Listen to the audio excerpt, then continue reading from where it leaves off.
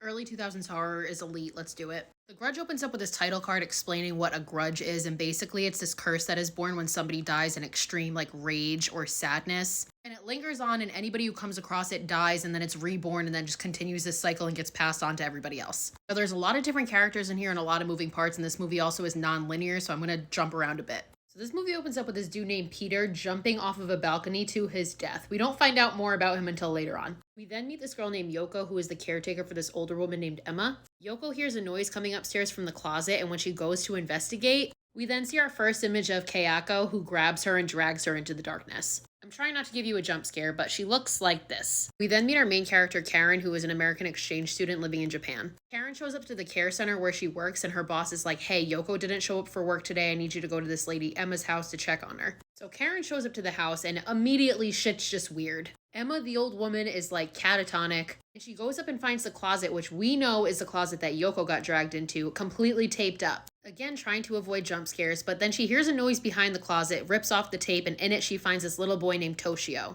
So she calls her boss and she's like, yo, there's this little boy here, shit's weird, you need to send somebody over right away. Meanwhile, she finds pictures throughout the house of this little boy and also of this dude Peter from the opening. She goes to check on Emma, who again is completely catatonic and is just like staring off into the corner of the room, and she looks at Karen and says, I just want her to leave me alone. And as she turns around to be like, what the fuck are you talking about? She gets attacked by Kayako.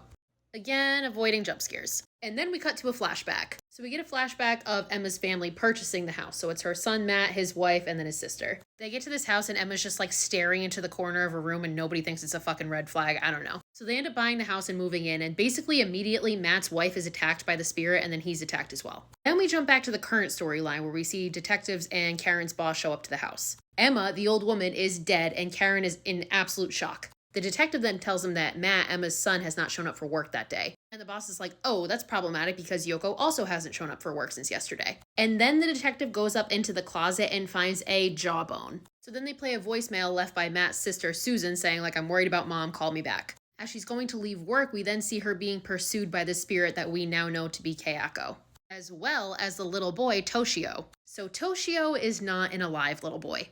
I think this is probably the scariest scene of the whole movie. Susan makes it back to her apartment, gets a knock on the door, looks through the peephole, and sees that it's her brother, which we, the audience, know is not true because we know that her brother was attacked by the spirit. And when she opens the door, she sees that he's not actually there. She runs and jumps into her bed to hide, but then feels something under the covers. And when she looks down, it's Kayako, who then drags her into the void. Erin wakes up in the hospital where the detective ends up telling her that they found the bodies of Matt and his wife, and it looks like Matt killed his wife and then killed himself. And then there's that terrifying scene where Karen's in the shower and she goes to wash her hair and this hand is there. Traumatizing. Later that night at the student center, Karen's boss sees somebody walking and thinks that it's Yoko. And it sure is, but when she turns around, Yoko does not have a jaw anymore and obviously is no longer alive. And then she attacks him, so he's now also... Obviously, Karen's freaking out and she starts researching, and she learns that there was a father who killed his wife and their young son in the house. She also learns about Peter, who was a professor, committing suicide. So Karen goes to Peter's wife's house to get some answers, and she's looking through some photos and notices that in every single photo, this same woman is in it. So Karen goes to the detective about this, and he tells her that his colleagues that were involved in investigating Kayako's death actually all died themselves. And he says that it's because of the house. And he explains to her that when somebody dies in this extreme rage, that place becomes a part of it. And that place will kill everything it touches and it will never let you go. So basically, everybody who stepped foot into this house is fucked. So the detective after that decides to go to the house because he's gonna fucking burn that bitch down. He's sick of it claiming all of these lives. So he gets there and starts pouring the gasoline, but then he hears a kid drowning in the tub. And when he goes, he finds Toshio, who we know is already dead. And then the detective is attacked and killed by the spirit of the husband who killed Toshio and Kayako. Meanwhile, Karen gets home to a voicemail from her boyfriend, Doug, saying, I'm very concerned about you. I'm going to that house to find you. So Karen goes there to find him, and when she does, she has this flashback of Peter. We learn that Peter was Kayako's professor, and she had this like really crazy obsession with him. And she was madly in love with him and was writing about him in her diary. And Kayako's husband found the diary and thought that she was having an affair with Peter, and that's why he strangled her and then killed Toshio as well. So Peter gets a letter from her and goes to visit the house where he finds her and Toshio's dead bodies and then finds the husband hanging from her hair. So she was killed and her spirit immediately came back and killed her husband. And then Peter runs out absolutely terrified and commits suicide the next day. So Karen now understands everything and she goes downstairs to get Doug and her the fuck out of there.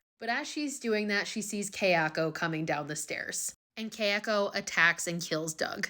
Poor Doug was just trying to be a good boyfriend. Then she attacks Karen, but Karen manages to set a fire to the house. Day is saved, curse is broken. Just fucking kidding. Karen wakes up in the hospital and she's like basically catatonic. And we hear these two detectives talking, saying, oh yeah, we were able to save the house. Karen again is so defeated at this point and she goes in a room to see Doug's body. But when she goes to uncover Doug's body, she sees long hair come out from underneath it. And then the camera turns to see that Kayako is behind her and the movie ends. Curse not lifted and the grudge carries on.